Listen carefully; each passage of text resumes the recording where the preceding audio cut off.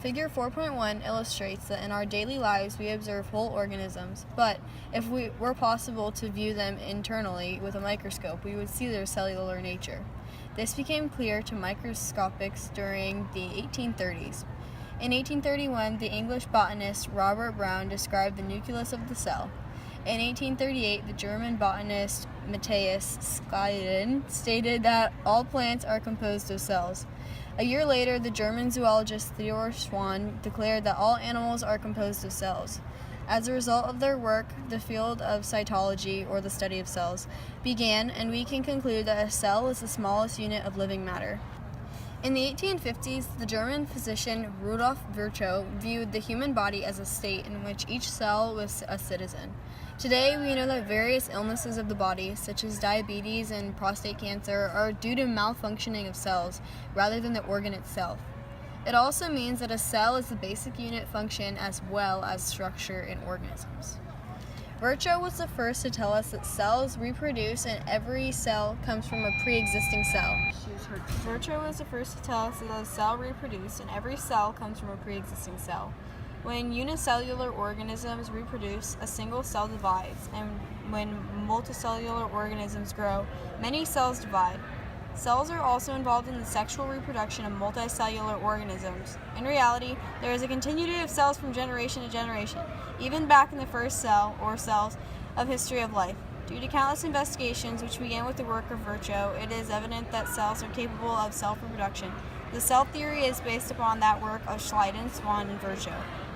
Cell size. Cells are quite small. A frog's egg at about 1 millimeter in diameter is large enough to be seen by the human eye, but most cells are far smaller than 1 millimeter. Some are even as small as 1 micrometer, 1,000th of a millimeter. Cell inclusions and macromolecules are smaller than a micrometer and are measured in terms of nanometers.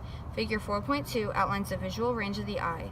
Light microscope and electron microscope and the discussion of microscopy in science, focused on pages 62 and 63, explains why the electron microscope allows us to see so much more detail than the light microscope does. Why are cells so small? To answer this question, consider that a cell needs a surface area large enough to allow adequate nutrients to enter and to rid itself of waste. Small cells, not large cells, are likely to have an adequate surface area for exchanging waste for nutrients.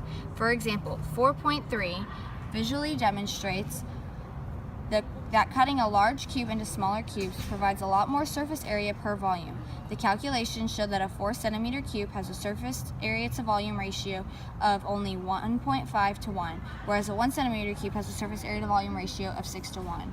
A mental image might help you realize that a smaller cell has more surface area per volume than a large cell. Imagine a small room and a large room packed with people. The small room has only 2 doors and the large room has 4 doors, but in case of a fire, the smaller room has the more favorable ratio of doors to people. Similarly, the small cell is more advantageous for the exchange of molecules because of its greater surface area to volume ratio. We would expect then that actively metabolizing cells would have to remain small. A chicken's egg is several centimeters in diameter, but the egg is not actively metabolizing. Once the egg is incubated and metabolic activity begins, the egg divides repetitively without growth. Cell division restores the amount of surface area needed for adequate exchange of materials. Microscopy today. Cells were not discovered until the 17th century when the microscopes were invented. Since that time, various types of microscopes have been developed for the study of cells and their components. In the compound light microscope, light rays pass through a specimen and are brought in focus by a set of glass lenses, and the resulting image is then viewed by the human eye. In the transmission electron microscope, electrons passing through a specimen are brought into focus by a set of electromagnetic lenses, and the resulting image is projected onto a fluorescent screen or photographic film. In the scanning electron microscope, a narrow beam of electrons is scanned over the surface of a specimen, which is coated with a thin metal layer. The metal gives off secondary electrons that are collected by a detector to produce an image on a television screen. The SEM permits the development of three-dimensional images. Figure 4A shows these 3 types of microscope images: magnification, resolution, and contrast. Magnification is the ratio between size of an image and its actual size. The electron microscope magnifies to greater extent than it does the compound light microscope. A light microscope can magnify objects about 1,000 times, but an electron microscope can magnify them hundreds of thousands of times. The difference lies in the means of illumination. The path of light ray and electrons moving through space is wave-like, but the wave-like electrons are much shorter than the wavelength of the light.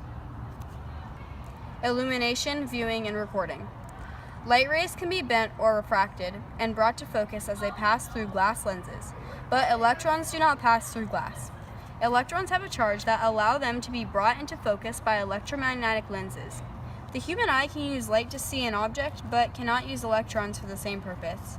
Therefore, electrons leaving the specimen in the electron microscope are directed towards a screen or photographic plate that is sensitive to their presence. Humans can view the images on screens or photographs. A major advancement in illumination has been through the introduction of confocal microscopy, which uses a laser beam scanned across the specimen to focus on a single shallow plane within the cell. The microscopics can optically section the specimen by focusing up and down, and a series of optical sections can be combined in a computer to create a three-dimensional image, which can be displayed and rotated on a computer screen. An image from a microscope may be recorded by replacing the human eye with a television camera. The television converts the light image into an electronic image, which can be entered into a computer.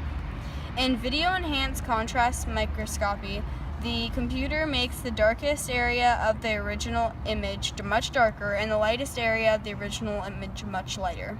The result is a high-contrast image with a deep black and bright whites. Even more contrast can be introduced by the computer if shades of gray are replaced by colors. Explain why a large surface area to volume ratio is needed for the proper functioning of cells. A large enough area allows adequate nutrients to enter and to rid itself of wastes. The cell theory summarizes that all organisms are composed of one or more cells. The cell is the basic unit of structure and organization of organisms, and all cells come from pre-existing cells. This image shows the cell compared to other organisms and how you can't see it with your eye. This image shows a light microscope, which is used to study cells.